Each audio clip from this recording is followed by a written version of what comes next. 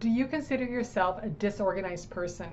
Or maybe you are a creative individual and you've often wondered if it's your creativity that contributes you to having more disorganization in your life. Hi, Audrey Thomas with Organized Audrey, bringing you today video number 2 in the series that I'm calling Organizing Fundamentals, in which I'm going to explore different reasons why you might have disorganization in your life. Over the years, I've worked with hundreds, if not thousands of people, and there's a lot of different elements that can contribute to you having disorganization.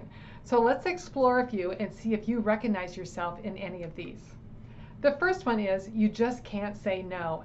People are requesting different things from you. You're saying yes to doing something, and before you realize it, your plate is full and you're falling behind in getting things done, and that can contribute to you being disorganized. Another reason is you might say, I just don't have enough space, Audrey. If I had more storage space, I could organize things. Other people will say, I know the reason why I'm disorganized. It's because I have too much storage space. So maybe you have an additional storage locker that you're renting elsewhere, and you know that you're just saving so much stuff. Sometimes I've run into a situation where people admit that they just love to shop and they buy things without even stopping to think about, where is this going to go once I get it home? Some of you have really busy households with little children, and some days your life resembles the child on the left, and some days your life resembles the child on the right. And when you have children, you have different schedules, different activities going, and the older that they get, the busier they are, and it's sometimes just difficult to keep up.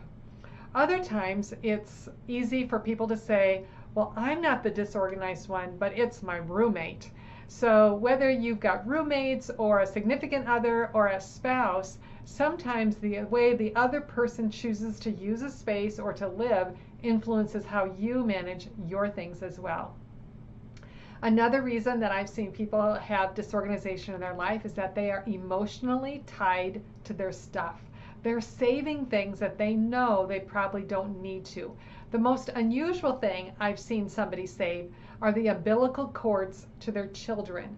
Now, you might not be saving those, but you might have some things stashed in the very back of your closet or your storage room, things that you know that you haven't even looked at in 30 years, things that could probably go. Others of you have said to me, I believe that I inherited the disorganization gene. I was born disorganized. I'm a creative person. I'm spontaneous. I'm kind of a free spirit, and I think those things contribute to me having disorganization in my life. And you know what? You might be right, but I will also tell you that even disorganized people who feel they were born that way can still learn ways to be organized. So wherever you feel disorganized in your life, you probably have clutter. So let's talk about that for just a moment. Your clutter might resemble piles of stuff or messy areas or chaos somewhere in your life. It also might manifest itself in an inbox with 10,000 or more emails. I just did a webinar in which I shared with some people about the record numbers of emails that I've seen in people's inbox. Now, I've explored a lot of different reasons just now on why some people have disorganization in their life, but I'm about to share with you what I think the number one reason is why people have disorganization. And here it is. It's the inability to make decisions. I want you to think right now, wherever you have clutter, you have decisions waiting to be made. That might be on your desk. That might be in your inbox. It could be on your kitchen counter, on your dining room table, in your vehicle. Wherever you have clutter, you have decisions waiting to be made. And I wish I could give you a decision made stamp so that every time you make a decision, you use that stamp, and you would quickly see how many decisions throughout our day we are forced to make. And some of you might just feel like by the time you get home from work, you're just saying to yourself, I'm tired of making decisions, and so you don't do anything. So you might say, okay, Audrey, how do I figure out where to get started with being more organized? Well, I'd like you to take a few minutes and reflect. Reflect on some of the reasons that I've thrown out here today. Reflect on areas as you look around your life where you have disorganization, and see what kind of causes that there are. Because if you don't address those, it will be very difficult for you to stay organized in the long run.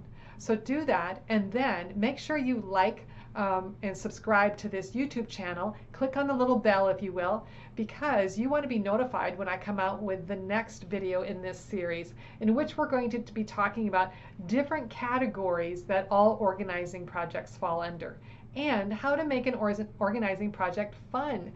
For some of you, you think it's drudgery. For people like me, we get a high off of it. So I want to teach you some ways that it can be fun, that it will be there will be a great reward at the end. So make sure that you tune in for that next video.